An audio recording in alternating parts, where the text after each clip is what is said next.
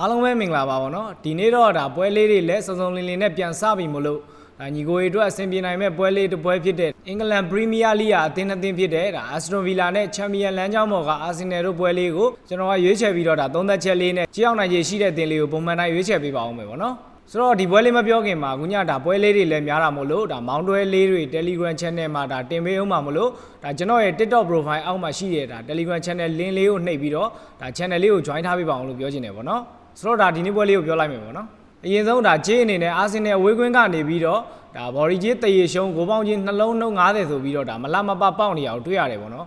ဒီတော့ဒါကျွန်တော်ပြောချင်တာဘာလို့အာဆင်နယ်လို့အသင်းကချန်ပီယံလမ်းကြောင်းမှာဒါရှိနေပါရဲ့နဲ့နိုင်မဲ့ဂျေးတဲ့မပေါက်ရဲတာလေဆိုတာအရင်စဉ်းစားတင်တဲ့တစ်ချက်လို့တော့ကျွန်တော်ကတော့မြင်မိတယ်ပေါ့နော်ဆိုတော့ဒါမနစ်ကအာဆင်နယ်အင်ကွင်းမှာအက်စတွန်ဗီလာကိုသူတလုံးတရေဒါအင်ကွင်းကနေပေါက်ခဲ့တာကြောင့်ခုနှစ်ကဒါအဝေးကွင်းဆိုတော့ပုံမှန်တိုင်းပဲဒါတေရှုံးဆိုတဲ့ကြီးရတာပုံမှန်ကြီးဖြစ်နေရလို့ပြောလို့ရတယ်ပေါ့နော်အာဆင်နယ်ဒါတကယ်လို့ဒါတေချာပေါက်နိုင်နေဆိုရင်ဒါတလုံးပေါင်း60 80ဒါ80ပေါ့နော်အဲ့ဝန်းကျင်တော့ဒါပေါက်တင်တယ်လို့တော့ကျွန်တော်ကမြင်တယ်တေချာအောင်ဒါနောက်တစ်ချက်ကြီးရကျွန်တော်ထပ်ပြီးတော့တွက်ပြမယ်ပေါ့နော်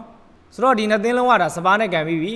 အာဆင်နယ်အိမ်ကွင်းမှာစပါးနဲ့ကန်ခဲ့တော့ကအာဆင်နယ်အနေနဲ့အိမ်ကွင်းကနေပြီးတော့စပါးကို1တီပေါက်ခဲ့တယ်ပေါ့နော်အာဆင်နယ်ဟာခုရာသီမှာဒါစပါးထက်ပြား100ပိုတာတဲ့အသင်းလို့ဆိုလိုချင်တယ်ဟုတ်ပြီပေါ့နော်ဒါဆိုရင်အက်စတွန်ဗီလာစပါးနဲ့ကန်ခဲ့တော့ကလည်းစပါးအိမ်ကွင်းကနေပြီးတော့တရေ90ရှုံးပေါက်ခဲ့တာကြောင့်အက်စတွန်ဗီလာအိမ်ကွင်းမှာဆိုရင်စပါးကိုဒါ level 50ရှုံးဆိုပြီးပြန်ပေါက်မယ်ပေါ့နော်ဆိုတော့ဒါစပါးနဲ့အက်စတွန်ဗီလာဟာအခုရာသီမှာဒါ level 2သင်းနေလို့ပြောလို့ရတယ်ဆိုလိုတာကဒါစပါးကိုအာဆင်နယ်ပေးခဲ့တယ်လို့မျိုးအက်စတွန်ဗီလာကိုလည်းပေးရမယ်ဆိုရင်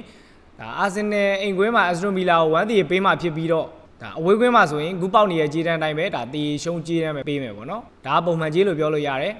တကယ်လို့ဒါအာဆင်နယ်ဒါတလုံးသိချာပေါက်နိုင်မယ်ဆိုရင်နိုင်မဲ့ကြေးတန်းကိုဒါရဲတင်းပေးရမယ်လို့ကျွန်တော်ဆိုလိုတာပေါ့နော်ဥပမာဒါတလုံးပေါင်း60တလုံးပေါင်း80ဒီဝန်းကျင်လာပေါက်ရင်တော့ဒါကြေးရအာဆင်နယ်နိုင်မဲ့ကြေးတန်းလို့ဒါကျွန်တော်တို့ပြောလို့ရတယ်ပေါ့နော်ဆိုတော့အာဆင်နယ်အခုကြေးတန်းကဒါဗီလာကိုအဲ့လိုမပေးရတာတွေ့ရတယ်ဆိုတော့ခြေစွမ်းရကြည့်မယ်ဆိုရင်အာဆင်နယ်အနေနဲ့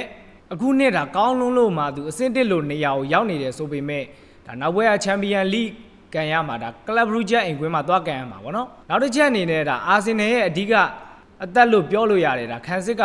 ဆာလီဗာရဲ့ဂါဘရီယယ်ရဲ့ဒါခုနှစ်မှာကျွန်တော်ရှေ့ဗီဒီယိုတွေမှာဒါအာဆင်နယ်အကြောင်းပြောတိုင်းဒါဗီဒီယိုမှာချီမွန်ကန်ဖွင့်ခဲ့တဲ့ခရစ်တီယန်မော်စကွဲယာတယောက်ပါဒါထပ်ပြီးတော့ဒဏ်ရာရနေတဲ့အခြေအနေမှာအာဆင်နယ်အတွက်အခုပွဲကတကယ်ကိုမလွယ်တဲ့ပွဲဆိုတာကညီကိုတွေအားလုံးလက်ခံမယ်လို့ထင်တယ်ပေါ့နော်နောက်တန်းမှာဆိုရင်ဒါအရန်ဟင်ကပီးဒါဂျူလီယန်တင်ပါနဲ့ဗန်ဝိုက်တို့နဲ့ပွဲထွက်လာမယ်အာဆင်နယ်နောက်တန်းကဒါအန်ဒီယယ်များတယ်လို့ပြောချင်တယ်ဆိုတော့အက်စတွန်ဗီလာကနေကြည့်မယ်ဆိုရင်လည်းအခုနောက်ဆုံးကန်ခဲ့တဲ့ဒါပရီးမီးယားလိဂ်နောက်ဆုံး9ပွဲမှာ9ပွဲဆိုင်အနိုင်နဲ့အတူပဲဒါအဆင့်3လို့နေရာရောက်လာတဲ့ဒါဦးနိုင်အမရီရဲ့အသင်းကစိတ်တစ်ပိုင်းရောဒါခြေစွမ်းပိုင်းရာရောအမြင့်ဆုံးနေရာကိုရောက်နေရအောင်တွေ့ရတယ်ပေါ့နော်ခုနှစ်ရဲ့ဒါချန်ပီယံမျှော်လင့်ချက်ဖြစ်တဲ့အာဆင်နယ်အနေနဲ့အခုလိုပွဲချက်ကာလ